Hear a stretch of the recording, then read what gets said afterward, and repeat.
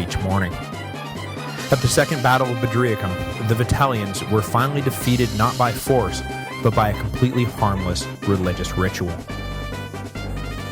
Despite their own exhaustion, Antonius' army closed the last few miles. First, they destroyed the Vitellian camp outside the walls, and then they launched a ferocious assault on the city itself. While the troops and citizens of the city fought off the attack, the officers of the Vitellian army lost hope. They set Caecina loose and begged him to negotiate a peace that would spare their lives. With the leadership of the army protecting them giving up, the civilian leadership of Cremona opened their own talks, and in short order, both the Vitellian legions and the people of Cremona emerged from the city to stand before the victorious Flavians. It was supposed to be a peaceful settlement, one with no sacking, but the tired, bloody, and angry Flavian troops were in no mood to be denied the loot they saw as rightfully theirs. They believed that they had been promised Cremona as a prize for the extreme effort they had just expended in taking it, but it seemed that the officers were now conspiring to deny them their prize.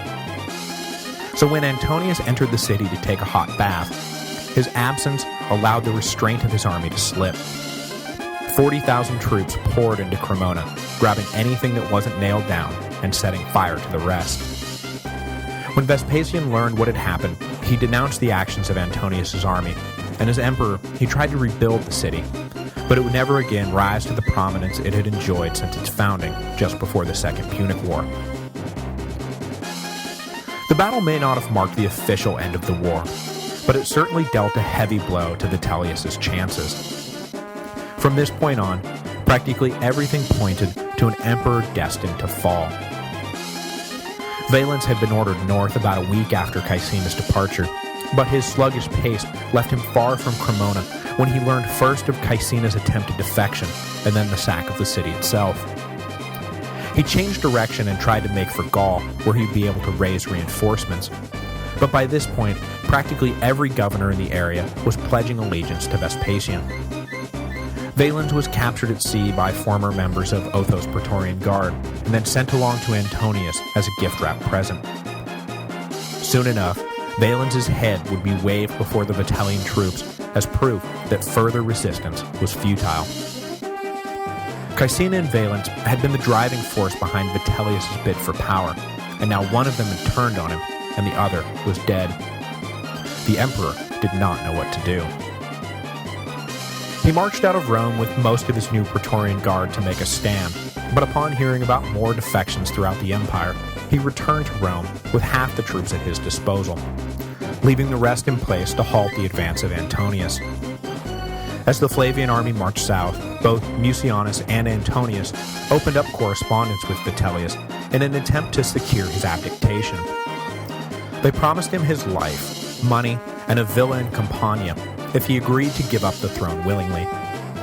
Vitellius, in way over his head, was eager for the opportunity to get out of all of this with his life. So he took up negotiations with Vespasian's brother Flavius Sabinus, who was living in Rome at the time. But Vitellius' attempt to abdicate was thwarted by his own supporters. On December 18, the emperor gave a speech announcing that he was stepping down, much to the dismay of the loyal troops he still had with him. They had all staked their lives to this man, and now he was simply going to give up? Where did that leave them? So as Vitellius attempted to leave the forum, he was boxed in by members of his own Praetorian Guard and marched back to the palace, his resignation annulled by the tip of a spear. Sabinus was at home when he heard of Vitellius' attempted resignation, and he immediately headed down to the forum with an armed guard to issue a proclamation in his brother's name. But along the way, he was surprised to find the Vitellians had not in fact given up. A brief skirmish broke out, and Sabinus was driven up onto the Capitoline Hill, where he and his men barricaded themselves. Over the course of a night and a day, the Vitellian forces attempted to dislodge Sabinus, and in the process, the Temple of Jupiter, one of the most important temples in Rome, was burned to the ground. With the fire raging, the men who had surrounded Sabinus deserted him, and he was eventually captured by the Vitellians and executed. The execution of Vespasian's brother precluded all future negotiations. The army of Antonius, now only miles from Rome, learned of the incident and made straight away for the city. At first, Antonius hesitated, understandably nervous that attacking Rome itself would irreparably damage Vespasian's, and his own, reputation, to the point that even a victory would be a defeat. But his men convinced him that they ought not balk now that the empire was in their hands. Antonius divided his army into thirds and attacked at 3 different gates. 2 of the gates were easily breached, as they were only guarded by an untrained mix of civilian militia. But the fighting at the Colline Gate was intense. The outnumbered Vitellians were eventually pressed back and forced to make a last stand within the Praetorian camp. But despite heavy casualties, the Flavians finally breached the walls, led by the former members of Otho's Praetorian Guard, who viewed reclaiming the camp as a matter of personal honor. Vitellius was now all alone. His attempt to give up had failed, and he wandered the deserted imperial palace in shock, trying to figure out what to do next. Eventually, the incoming Flavian army stumbled upon him and took him prisoner. They marched him blubbering through the streets to the steps of Lamentation, where he was unceremoniously beheaded as insults rained down upon him. His head was paraded through the city as a trophy, and his body thrown in the Tiber. Vitellius was 54 years old when he died, and had reigned for just over 9 months. His death would bring a violent close to a violent year. On the 20th of September, the Senate met and unanimously declared Vespasian emperor. It would be understandable if the no doubt skittish citizens of the empire were a bit skeptical that this really was an end to the chaos. But as the months passed into years, and no other pretender to the throne arose, they began to get comfortable with the idea that things had sort of returned to normal, that they could fully embrace this new dynasty, the Flavian dynasty. Before we go this week, I just want to mention that Lars Brownwell is in the process of gauging interest for a lecture tour in early 2010. Since we have so many listeners in common, they've asked me to ask you if anyone in and around Boston, New York, Washington, D.C., Chicago, and San Francisco would be interested in such a thing. I'm also going to add Austin, Texas to the list because that's where I live now and I think he should come down here. I'll post some links at thehistoryofrome.typepad.com so that you can either email superfan Detlef with your thoughts or sound off at the Forum Gallorum, the discussion community for the history of Rome that Detlef has set up.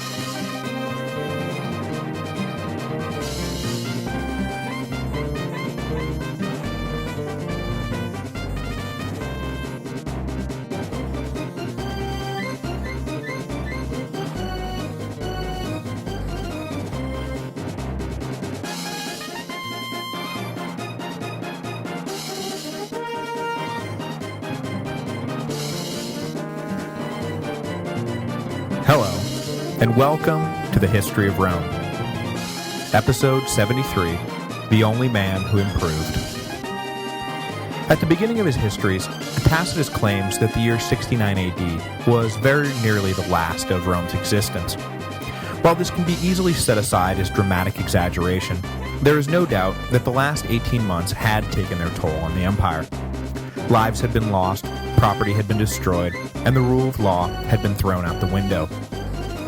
It would take more than a year of civil war to destroy the empire, but if things had gone on like they had been going since the suicide of Nero, the Romans very well could have been facing the end of their civilization.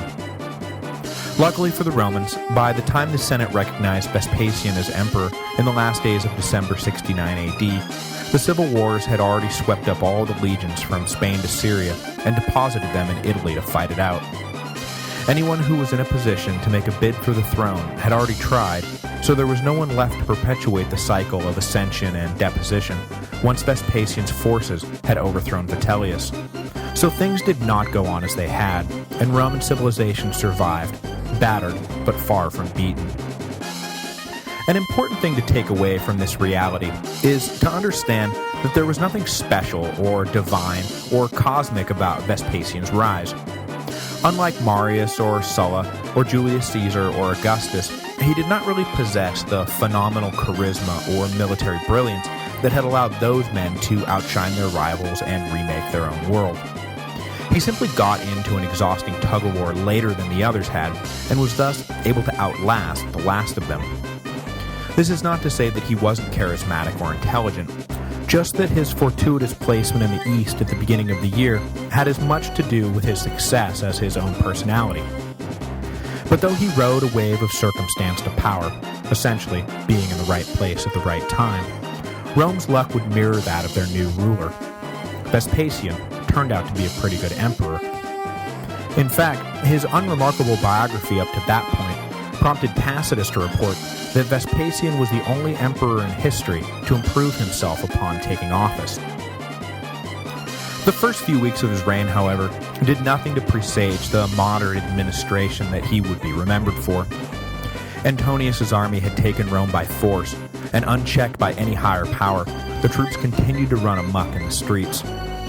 The Praetorian Guard and the urban cohorts, who usually took the lead in maintaining law and order, were all either captured out on the frontiers or dead in the field. So there was no one to stand up to Antonius's army, as they treated Rome as if it was a captured enemy city. On top of everything, career criminals and citizens with old scores to settle masqueraded as Flavian soldiers and joined in the anarchic pillaging.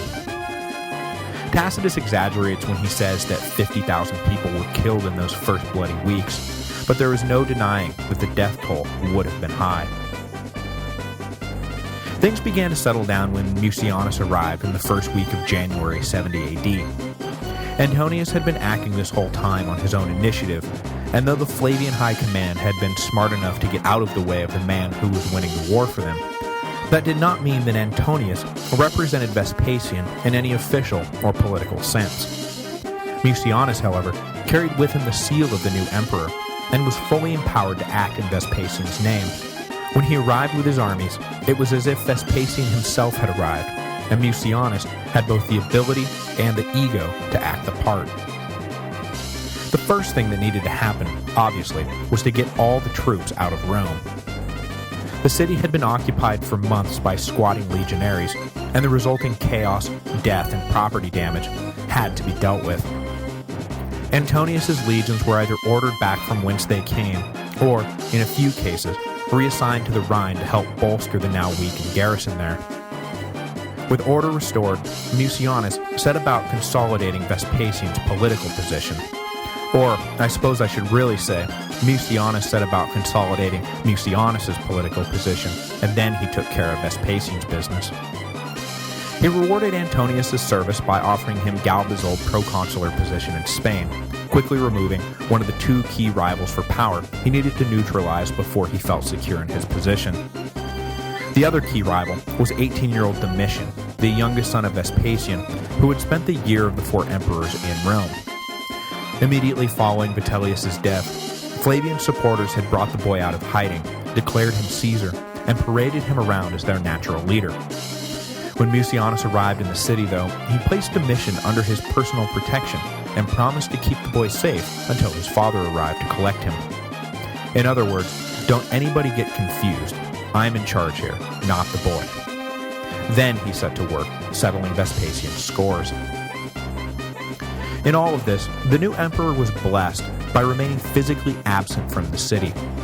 He could thus plausibly disavow first the carnage wrought by Antonius's army, and then the purge overseen by Mucianus. It had taken a lot of blood to put Vespasian on the throne, but none of it actually wound up on his hands. When he finally arrived in Rome in mid to late 70, he was greeted warmly by a population who